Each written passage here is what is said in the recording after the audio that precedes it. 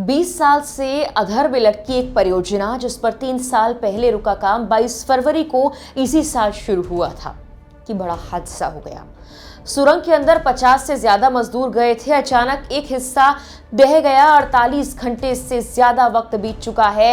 अब टनल के अंदर 8 मजदूर फंसे हुए हैं जिनका कुछ अता पता नहीं।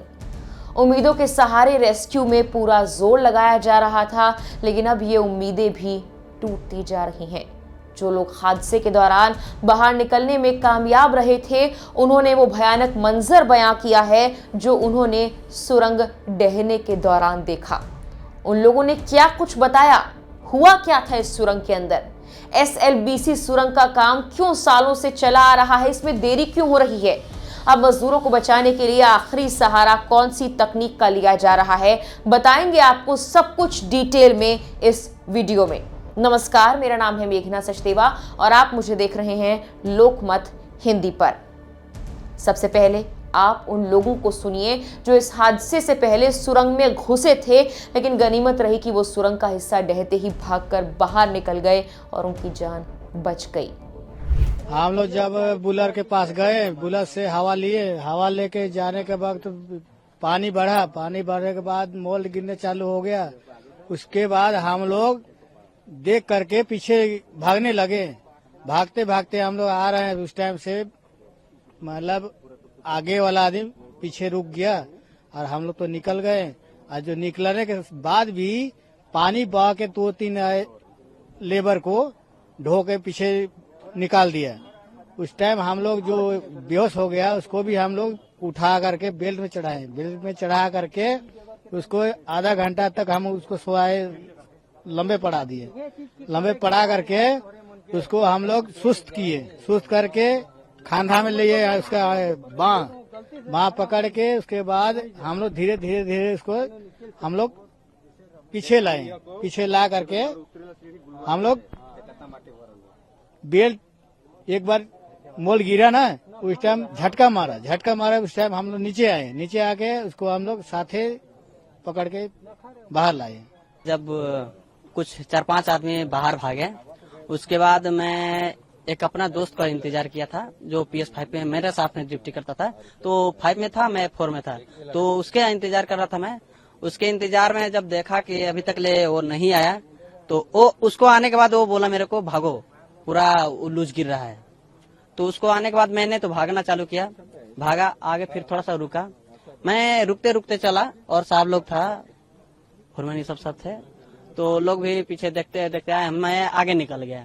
मैं लगभग PS2 तक पंप के पास वहाँ स्टॉप हो गया, मतलब रुक गया वहाँ पे। उसके बाद आदमी उधर से लोग को लेके आया, तो जो फंसे थे वो निकाले किसी तरह से, और जो रहे सो उधर ही रह गए। मतलब 8 आदमी वहाँ पे रह गए। यह हादसा कब कैसे हुआ, इस पर और बात करने से पहले हम आपको ये भी बता दें कि तेलंगाना के Shri Shailam left bank canal सुरंग हादसे को लेकर बचाव अभियान अब भी जारी है, लेकिन अब रैट माइनर्स का सहारा लिया जा रहा है। बचाव दल अंदर फंसे लोगों को निकालने की कोशिश में जुटे हुए हैं। हालांकि तेलंगाना के मंत्री जुपल्ली कृष्ण राव सोमवार को कह चुके हैं कि फंसे हुए 8 लोगों के बचने की संभावना बहुत कम है। उन तक पहुंचने के लिए हर संभव प्रयास लेकिन किए जा रहे हैं। उन्होंने ये भी बताया कि 2023 में उत्तराखंड में सिलक्यारा बैंड बरकोट सुरंग में फंसे निर्माण श्रमिकों को बचाने वाले रैट माइनर्स की ही टीम लोगों को निकालने के लिए बचाव दल में अब शामिल हो गई है। मंत्री ने कहा, फंसे हुए लोगों को बचाने में कम से कम 3 से 4 दिन लग सकते हैं, क्योंकि यह हादसा जहां हुआ वहां कीचड़ और मलबा भरा हुआ है, जिससे बचाव दल के लिए ये एक मुश्किल काम बन गया है। रिपोर्ट्स के मुताबिक सुरंग के अंदर जाने के लिए एक माइक्रो कैमरा भेजा जा रहा है, जहां कीचड़ के चलते भारतीय सेना और NDRF पहले नहीं पहुंच पाई। बचाव में आसानी आए, इसके लिए फंसे हुए लोगों की सटीक स्थिति की जांच करने के लिए कैमरे का इस्तेमाल किया जा रहा है। मंत्री राव ने लेकिन कहा कि ईमानदारी से कहूं तो फंसे हुए लोगों के बचने की संभावना बहुत बहुत बहुत कम है, क्योंकि मैं खुद उस अंतिम छोर तक गया था जो दुर्घटना स्थल से लगभग 50 मीटर दूर था। जब हमने तस्वीरें ली तो सुरंग का अंत दिखाई दे रहा था। 9 मीटर के व्यास वाली सुरंग में लगभग 30 फुट में से 25 फुट तक कीचड़ जमा हो गया है। उन्होंने कहा, जब हमने उनके नामों को पुकारा तो कोई जवाब नहीं मिला, इसलिए हम ऐसा मानकर चल रहे हैं कि उनके बचने की संभावनाएं बहुत कम हैं। अब बताते हैं कि आखिर यह हादसा हुआ कैसे। तेलंगाना के नागर कुर्नूल जिले में 22 फरवरी की सुबह SLBC श्रीशैलम लेफ्ट बंक कनाल टनल प्रोजेक्ट का एक हिस्सा गिर गया। इस टनल में 50 से ज्यादा लोग गए थे। हालांकि हादसे के दौरान आगे चल रहे 8 लोग फंस गए। हादसा सुरंग के एंट्री पॉइंट से 14 किलोमीटर अंदर हुआ। छत का करीब 3 मीटर हिस्सा ढहा। टनल का काम काफी वक्त से रुका हुआ था। 4 दिन पहले ही काम दोबारा शुरू किया गया था। फंसे हुए लोगों में 2 इंजीनियर, 2 मशीन ऑपरेटर, 4 मजदूर शामिल हैं। एक इंजीनियर यूपी के चंदौली का भी रहने वाला है। रविवार को छपी रिपोर्ट्स के मुताबिक कीचड़ और पानी रेस्क्यू ऑपरेशन में बड़ी बाधा बन रहे थे।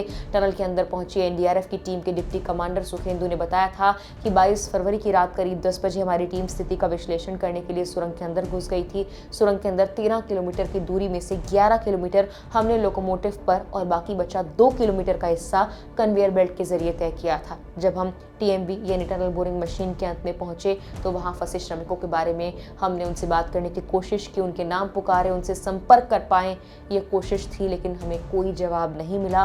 फंसे हुए श्रमिकों का सही स्थान अभी तक पता नहीं लग पाया है, जबकि सोमवार को 48 घंटे बीत जाने के बाद अब लोगों की उम्मीदें टूट रही हैं। लेकिन आपको ये जानकर हैरानी होगी कि जिस सुरंग का हिस्सा गिरा है उसका काम सालों से चला आ रहा है। रिपोर्ट्स के मुताबिक SLBC सुरंग परियोजना को तेलंगाना में सबसे लंबे वक्त से निर्माणाधीन परियोजना कहा जा सकता है। श्रीशैलम लेफ्ट बैंक कनाल परियोजना के लिए काम शुरू करने का विचार 42 साल पहले रखा गया था। 20 साल पहले इसके लिए बजट स्वीकृत होने के बाद इस पर काम शुरू हुआ था। SLBC सुरंग परियोजना की मदद से कृष्णा नदी से करीब 30 TMC पानी को मोड़ने की योजना थी और अब यही पानी इस हादसे के बाद रेस्क्यू में सबसे बड़ी बाधा बन चुका है। अगस्त 2005 में अविभाजित आंध्र प्रदेश की तत्कालीन सरकार ने 2813 करोड़ की लागत से SLBC सुरंग परियोजना के निर्माण को मंजूरी दी थी। तत्कालीन मुख्यमंत्री YS राजशेखर रेड्डी ने इसकी आधारशिला रखी थी और साल 2007 में इस परियोजना के लिए निर्माण का काम शुरू हो गया था।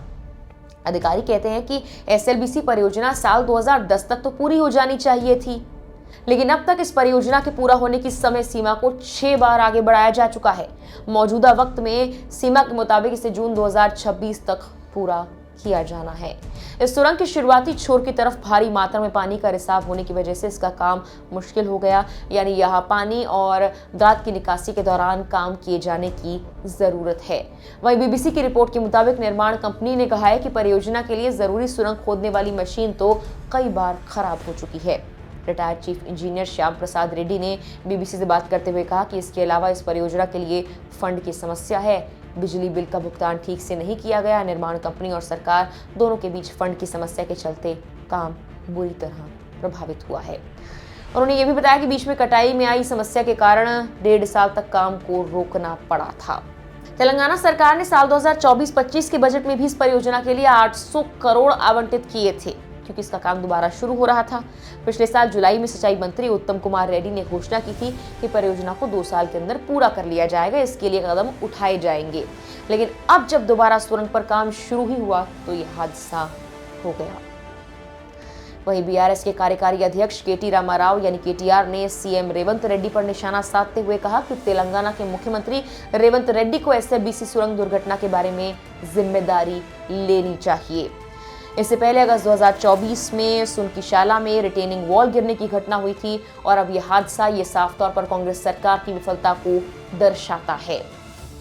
उन्होंने आरोप लगाया कि इस तरह के हादसे ठेकेदारों से मिली भगत और खराब क्वालिटी के काम की वजह से हो रहे हैं। फिलहाल के लिए इस वीडियो में इतना ही।